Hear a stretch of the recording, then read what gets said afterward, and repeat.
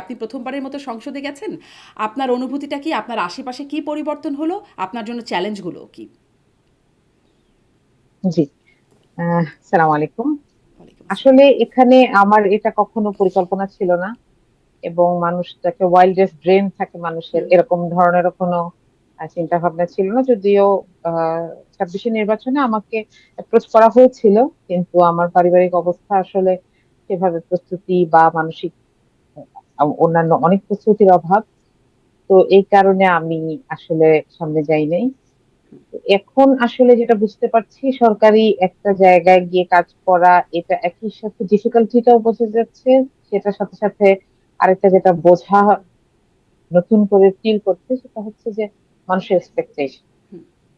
মানুষ অনেক কিছু আশা করেন, অনেক মেসেজ পাঠাচ্ছেন। আমি দিনে কমপক্ষে 15 কেমন 20টা মেসেজ এক্সপেকটেশন? কেমন এক্সপেকটেশন বা কি ধরনের মেসেজ যে পাঠাচ্ছেন? আপা এটা একটু বলবেন, আপা এটা একটু করে দিবেন। মাঝে মধ্যে কিছুটা কিছু কিছু তদবিরের কথাও আসে হ্যাঁ, যে আমার যে একটু ঝামেলা হচ্ছে, হাসপাতালের অনেক বিল, আপনি একটু বলে দিবেন। তো তখন আমাকে তাকে জানাতে হয় যে আমাকে দলীয় ভাবেই এই ব্যাপারে খুব কড়া রেস্ট্রিকশন আছে, যে আমি আসলে তদবিরের কাজ করতে পারবো না। হুম। এটা জানাতে হয়, whoever he or she is।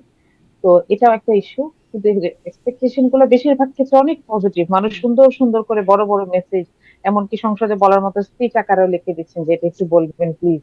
তো এটা একটা ডেফিনেটলি এটা একটা এক্সপেকটেশনের একটা, কি বলবো, একটা লোড ফিল করি। আমি চেষ্টা করছি সেভাবে ফাংশন করার।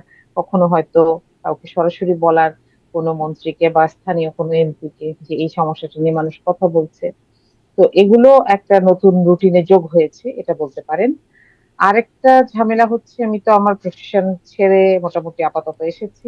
সেটাও একটা একটা পিছুটান বোধ করি। এই সব মিলে মোটামুটি। জি। পরিবার থেকে পুরো সমর্থন আপনি পাচ্ছেন। জি, অবশ্যই। দারুণ ব্যাপার। শুভকামনা আপনার জন্য সামনের পথে।